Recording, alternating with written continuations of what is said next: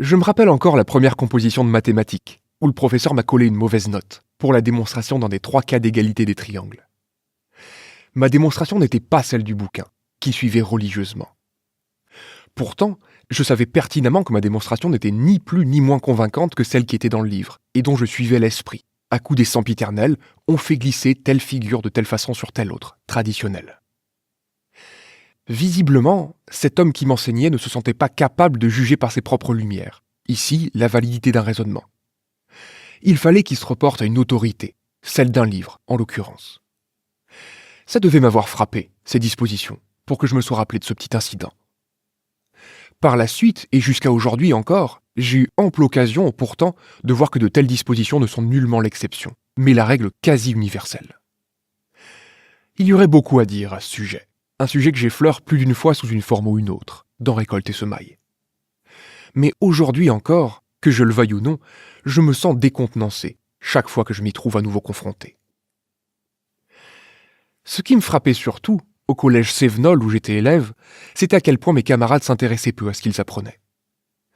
Quant à moi, je dévorais les livres de classe en début d'année scolaire, pensant que cette fois, on allait enfin apprendre des choses vraiment intéressantes. Et le reste de l'année, j'employais mon temps du mieux que je pouvais, pendant que le programme prévu était débité inexorablement, à longueur de trimestre. Je passais pas mal de mon temps, même pendant les leçons, à faire des problèmes de mathématiques. Bientôt, ce qui se trouvait dans le livre ne me suffisait plus. Peut-être parce qu'ils avaient tendance, à force, à ressembler un peu trop les uns aux autres. Mais surtout, je crois, parce qu'ils tombaient un peu trop du ciel, comme ça, à la queue leu-leu, sans dire d'où ils venaient, ni où ils allaient. C'était le problème du livre, et pas mes problèmes. Pourtant, les questions vraiment naturelles ne manquaient pas. Ainsi, quand les longueurs A, B et C des 3 côtés d'un triangle sont connues, ce triangle est connu, abstraction faite de sa position. Donc il doit y avoir une formule explicite pour exprimer, par exemple, l'aire du triangle comme fonction de A, B et C. Pareil pour un tétraèdre dont on connaît la longueur des 6 arêtes. Quel est le volume ? Ce coup-là, je crois que j'ai dû peiner, mais j'ai dû finir par y arriver, à force. De toute façon, quand une chose me tenait, je ne comptais pas les heures ni les jours que j'y passais, quitte à oublier tout le reste. Et il en est ainsi, encore maintenant. Ce qui me satisfaisait le moins, dans nos livres de mathématiques, c'était l'absence de toute définition sérieuse de la notion de longueur d'une courbe, d'aire d'une surface et de volume d'un solide. Je me suis promis de combler cette lacune, dès que j'en aurais le loisir. J'y ai passé le plus clair de mon énergie entre 1945 et 1948, alors que j'étais étudiant à l'université de Montpellier. Les cours à la faculté n'étaient pas faits pour me satisfaire. Sans me l'être vraiment jamais dit en clair, je devais avoir l'impression que les professeurs se bornaient à répéter leurs livres, tout comme mon premier professeur de mathématiques au lycée de Mende.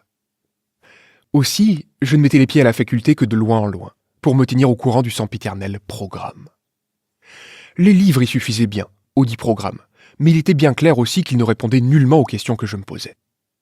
À vrai dire, ils ne les voyaient même pas plus que mes livres de lycée ne les voyaient. Du moment qu'ils me donnaient des recettes de calcul à tout venant, pour des longueurs, des aires et des volumes, à coups d'intégrales simples, doubles et triples, les dimensions supérieures à 3 restant prudemment éludées, la question d'en donner une définition intrinsèque ne semblait pas se poser, pas plus pour mes professeurs que pour les auteurs des manuels. D'après l'expérience limitée qui était mienne alors, il pouvait bien sembler que j'étais le seul être au monde doué d'une curiosité pour les questions mathématiques. Telle était en tout cas ma conviction inexprimée, pendant ces années passées dans une solitude intellectuelle complète, et qui ne me pesait pas. À vrai dire, je crois que je n'ai jamais songé, pendant ce temps, à approfondir la question si oui ou non j'étais bien la seule personne au monde susceptible de s'intéresser à ce que je faisais. Mon énergie était suffisamment absorbée à tenir la gageure que je m'étais proposée, développer une théorie qui me satisfasse pleinement. Il n'y avait aucun doute en moi que je ne pourrais manquer d'y arriver, de trouver le fin mot des choses, pour peu seulement que je me donne la peine de les scruter, en mettant noir sur blanc ce qu'elles me disaient, au fur et à mesure. L'intuition du volume, disons, était irrécusable. Elle ne pouvait qu'être le reflet d'une réalité, élusive pour le moment, mais parfaitement fiable. C'est cette réalité qu'il s'agissait de saisir, tout simplement.